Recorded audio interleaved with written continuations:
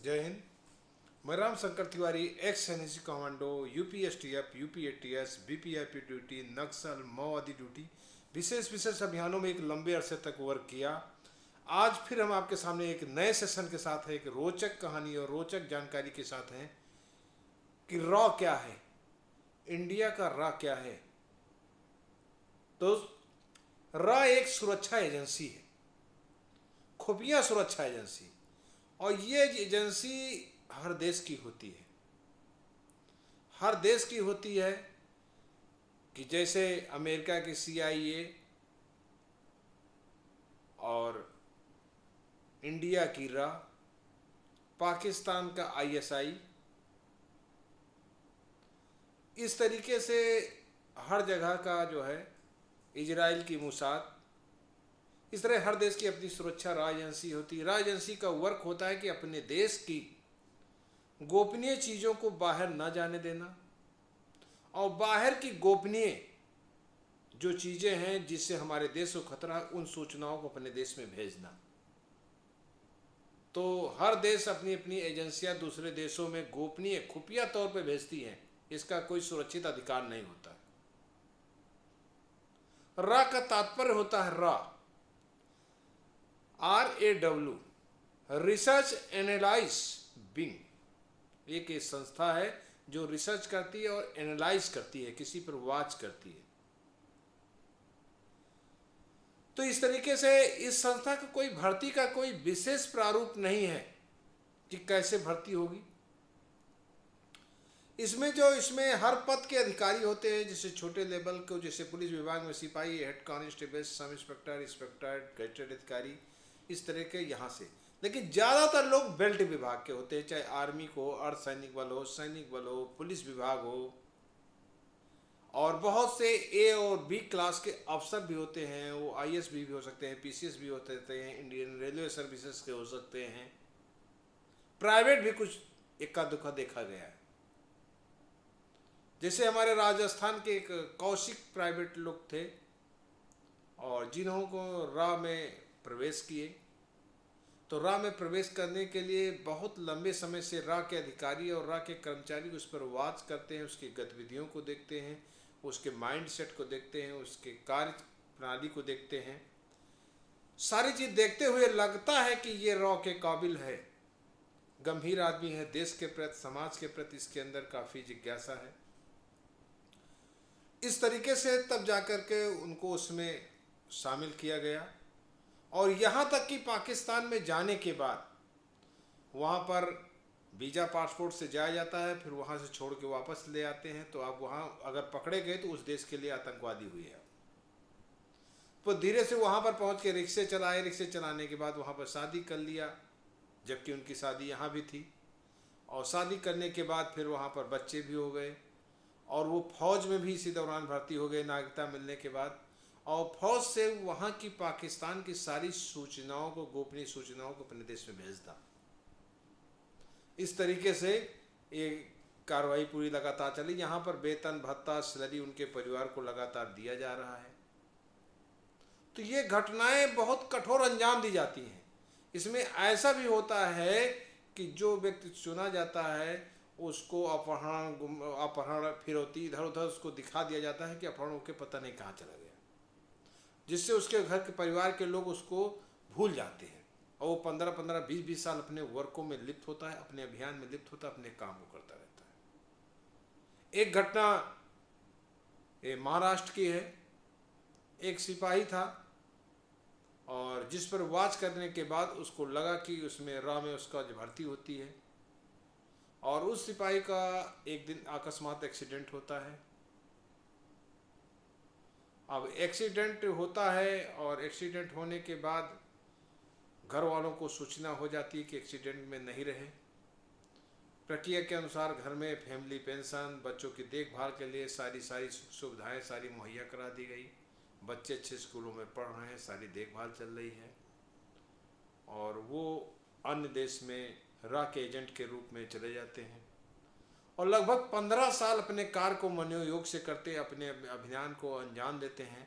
और अपने अभियान को, मिशन को फतेह करने के बाद जब रिटायरमेंट हो करके 15 साल बाद फिर अपने घर आते। अब आप सोचिए, घर के मम्मी हो, पापा हो, बीबी हो, बच्चे हो, सब भूल गए, चेहरा ही नहीं देखे 15 साल में, और अचानक फिर से आ जाना, कितनी बड़ी बात, कितनी खुशी की लहर। ये इतना बड़ा तड़प होता है देश के लिए राह में।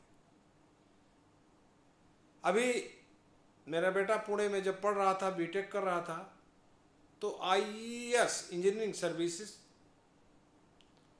क्वालिफाई किया सर ने उनके, और उनको भी रॉ का ऑफर मिला, और रॉ के रूप में उन्होंने भी बहुत ज़बरदस्त काम के लिए ऑफर मिला, लेकिन उस ऑफर को ठुकरा दिया, नहीं गए। कोई ऐसा बाध्यता नहीं है, आप रॉ के काबिल हो गए तो आपको रॉ में जाना ही है, इस खुफिया एजेंसी में जाना है। आप नहीं जाना चाहते, ना जाइए, स्वेच्छा।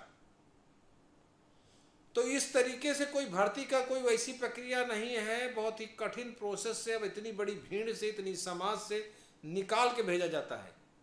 ज़्यादातर फोर्सेस से होते हैं, क्योंकि फोर्सेस के कार्य प्रणाली वॉच करना, उनके कार्य प्रणाली, उनके करेक्टर और हर चीज़ से वॉच करना काफ़ी आसान होता है, और उस तरह से काफ़ी मुश्किल होता है।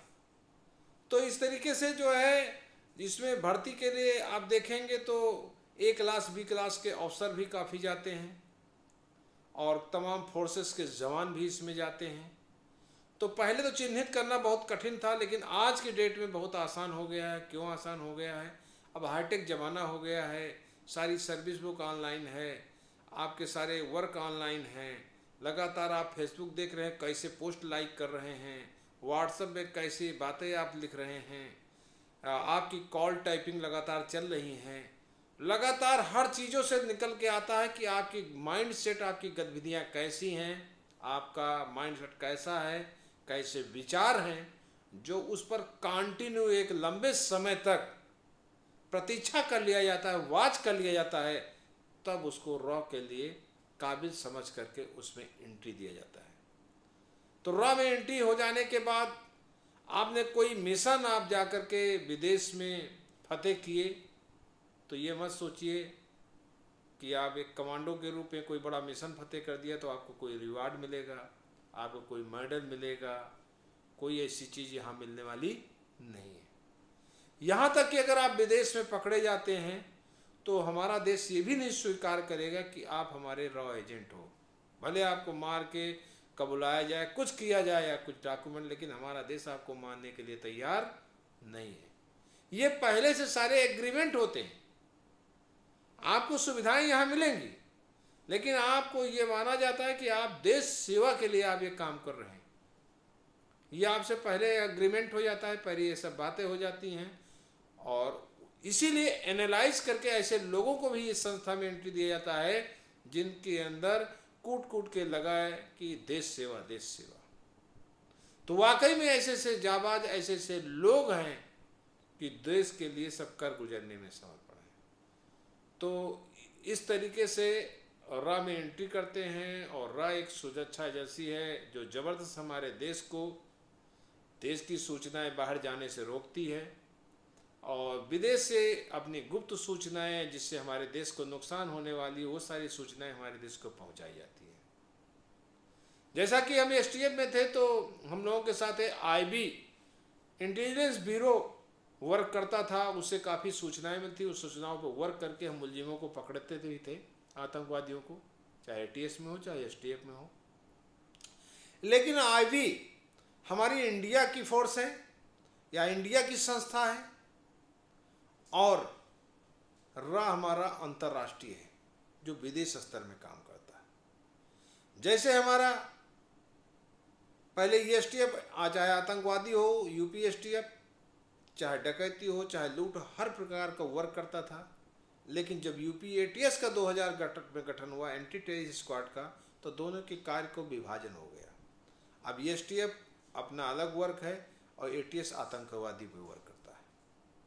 तो इस तरीके से रॉ हर देश का अपना जो एजेंसी खुफिया होती है, जैसे हमारे देश का रॉ है कि बहुत अच्छा, जैसे रूस के भी आप देखे होंगे कि राष्ट्रपति पुतिन है, ये भी रॉ एजेंट रह चुके हैं।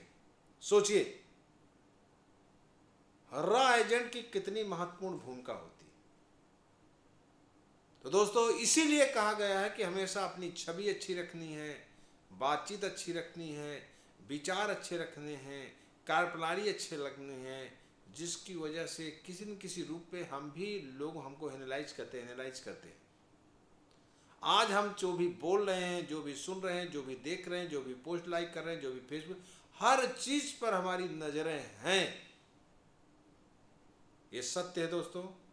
तो इसी के साथ हम अपनी वाणी को विराम करते हैं। फिर नेक्स्ट सेशन में मिलते हैं। नेक्स्ट सेशन हमारा फिर IB का होगा। अगर मेरे चैनल को सब्सक्राइब नहीं किया तो सब्सक्राइब कर लीजिए। नेक्स्ट सेशन में मिलते हैं। थैंक यू दोस्तों, थैंक यू, जय हिंद।